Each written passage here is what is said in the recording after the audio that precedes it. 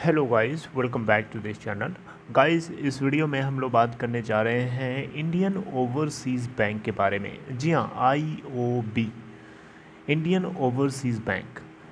लेकिन शुरू करें उससे पहले आपसे रिक्वेस्ट करना चाहूँगा, अगर आप इस चैनल को फर्स्ट टाइम देख रहे हैं तो प्लीज़ सब्सक्राइब कर लीजिए और बेल आइकन को हिट कर लीजिए ताकि आपको हर वीडियोस की नोटिफिकेशंस मिलती रहें और आप सबसे पहले देख पाएंगे।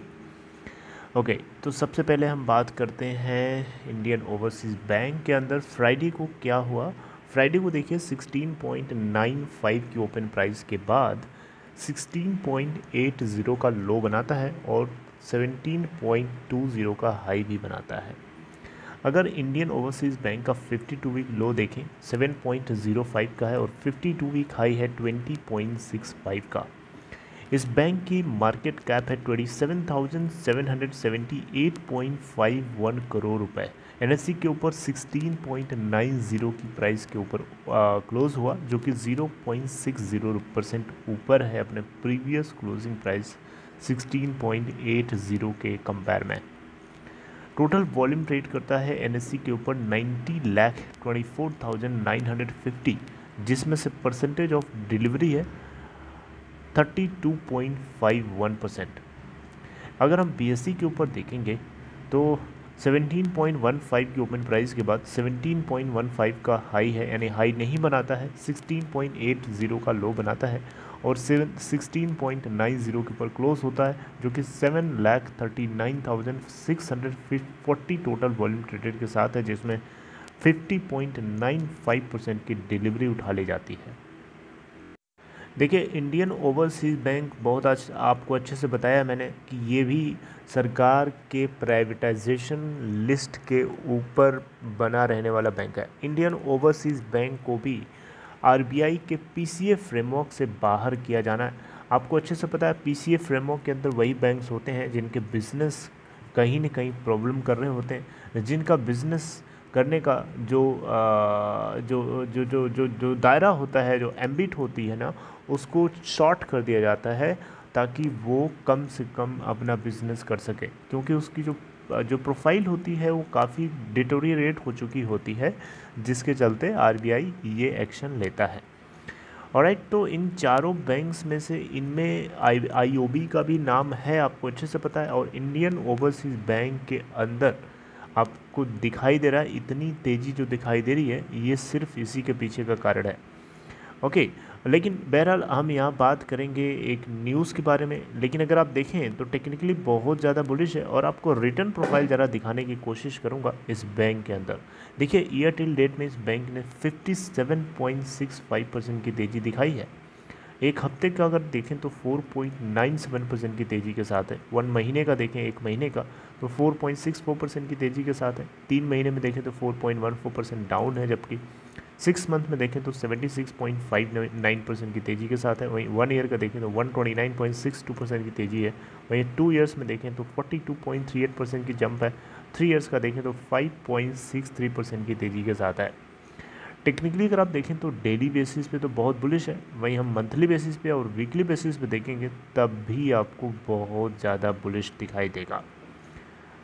15.67 का इसका पाइवोटेड पॉइंट है और देख सकते हैं यहाँ पे रेजिस्टेंस जो रखे गए हैं 18.53 का है, उसके ऊपर 21.37 का है और उसके ऊपर 24.23 का है। सपोर्ट रखा गया है 12.83 के ऊपर, उसके नीचे सपोर्ट है 9.97 के ऊपर और उसके नीचे सपोर्ट है थर्ड वाला सपोर्ट 7.13 के ऊपर। और मुझे नहीं लगता कि थर्ड सपोर्ट की ज़रूरत पड़ेगी अभी से। देखिए, हम लोग यहाँ पे एक न्यूज़ डिस्कस करने जा रहे हैं। Indian Overseas Bank convenes extraordinary general meeting, EGM जिसको शॉर्ट में बोलते हैं, ऑफ शेयर होल्डर्स के साथ में इन्होंने अभी हाल ही में EGM कराई है। 12 मई को शेयर होल्डर्स की तरफ से एक शेयर होल्डर्स के लिए एक EGM तक कराई गई थी और 20 आई थिंक इनका अभी 18 या 19 मई को इनके बोर्ड ऑफ डायरेक्टर्स की मीटिंग थी और इन्होंने फैसला उठा लिया है। यहाँ अगर आप देखें तो लिखा है 12 मई 2021 को इंडियन ओवरसीज़ बैंक ने एक्स्ट्रा ऑर्डिनरी जनरल मीटिंग कराई थी शेयर होल्डर्स की, ताकि उनसे अप्रूवल लिया जा सके, ताकि इंडियन ओवरसीज़ बैंक जो है 246,54,23,932 इक्विटी शेयर जो है गवर्नमेंट ऑफ इंडिया को प्रेफरेंशियल बेसिस पे इशू कर सके। क्योंकि सरकार ने आपको पता है 4100 करोड़ का कैपिटल इन्फ्यूजन किया था इस बैंक के अंदर, और जिसके बदले जो है सरकार को ये इतने शेयर जो है इशू करने जा रहे हैं, अलॉट करने जा रहे हैं।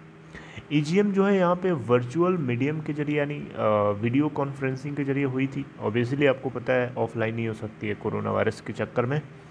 और यहाँ पे इस वीडियो कॉन्फ्रेंसिंग में डायरेक्टर्स जो हैं कंपनी के वो थे, शेयर होल्डर्स थे और कुछ स्टेक होल्डर्स थे जो बैंक के अंदर मेजॉरिटी में होल्ड करते हैं। और जो यहाँ पे इशू प्राइस डिसाइड करी गई है इक्विटी शेयर की 16.63 रुपये पर शेयर के हिसाब से, जिसमें शेयर प्रीमियम ऑफ 6.63 पर शेयर भी इंक्लूडेड है। और out of 4100 crore rupees 2465.42 crore rupees जो है ये शेयर कैपिटल को क्रेडिट कर दिया जाएगा, और 1634.58 करोड़ रुपए जो है वो शेयर प्रीमियम अकाउंट के लिए क्रेडिट कर दिया जाएगा।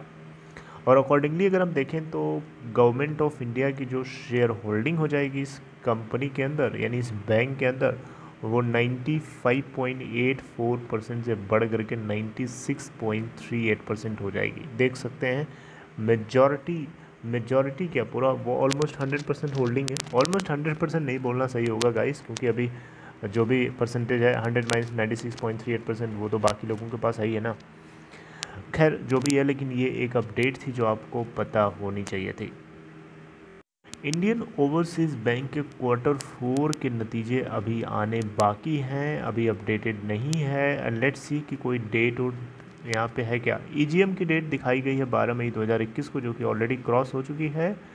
और अब हम बात करेंगे इसके Q4 के रिज़ल्ट की, लेकिन Q4 की डेट यहाँ पे अपडेटेड नहीं है, लेकिन अभी बहुत जल्दी ही आ जाएगा। एक हफ्ते दो हफ्ते के अंदर अंदर आ ही जाना चाहिए मेरे ख्याल से, और जैसे आएगा मैं आपको अपडेट करूंगा। लेकिन यहाँ Q3 के रिजल्ट में अगर आप देखें तो कंपनी को यानी बैंक को नेट प्रॉफिट हुआ था 212 करोड़ का, जबकि इससे पहले Q2 के अंदर 148 करोड़ का नेट प्रॉफिट हुआ था। और ये अच्छी बात है, कंपनी के अंदर टोटल इनकम जनरेट हुई थी Q3 के अंदर 5786 करोड़, जबकि इससे पहले Q2 में 5430 करोड़ की नेट इनकम जनरेट हुई थी। अब जीएनपीए और एनएनपीए की बात ना करें तो अधूरी हो जाती है। देखिए जीएनपीए की बात करें तो इस बैंक के लिए 12.19 करोड़ का निकल के आया था Q3 के लिए, और जबकि Q2 के लिए 13.04 करोड़। यहाँ रिकवरी देखने को मिल रही है, जीएनपीए कम हुआ है। परसेंटेज में देखेंगे तो यहाँ पे जीएनपीए जो मैंने अभी आपको बताया परसेंटेज में है, जीएनपीए परसेंटेज की डेटा मैं बता रहा हूँ, क्योंकि ग्रॉस नॉन परफॉर्मिंग एसेट्स की वैल्यू अगर देखें तो Q3 के लिए 16,753 करोड़ निकल के आती है अगेंस्ट 17,659 करोड़ इन Q2। एनएनपीए की वैल्यू की बात करें तो 3,904 करोड़ निकल के आती है Q3 के लिए, जबकि Q2 में 5,290 करोड़ हुआ करती थी। नेट एनपीए की परसेंटेज को चेक करेंगे तो 3.13% निकल के आता है Q3 के लिए, जबकि Q2 के लिए 4.30% था। तो देख सकते हैं Q3 के अंदर एनपीए और जीएनपीए की सिचुएशन काफ़ी रिड्यूस हुई है, जो कि बहुत ही एक वेलकमिंग न्यूज़ है किसी भी बैंकिंग स्टॉक के लिए। लेकिन Q4 के अंदर क्या जीएनपीए और एनएनपीए कम होता हुआ दिखाई देगा? मुझे तो कम चांस लगता है, क्योंकि कोरोना वायरस के चलते जो सेकेंड वेव है इकोनॉमिक एक्टिविटीज़ को स्लो डाउन करने में काफ़ी ज़्यादा कंट्रीब्यूटेबल रही है। तो मुझे लगता है कि इसमें थोड़ा सा राइज आपको देखने को मिल सकता है। बहरहाल जो भी होगा मैं आपको अपडेट करूँगा। तो this is all in this video. I hope you like this information. अगर आपको ये कंटेंट अच्छा लगा तो लाइक कर सकते हैं इस वीडियो को, और डिस्क्रिप्शन बॉक्स में दिए हुए लिंक को क्लिक करके अगर आप चाहें तो अपस्टॉक में अकाउंट ओपन करा सकते हैं। See you guys next time. I will talk to you next time updating something new in next video. Till then, take care.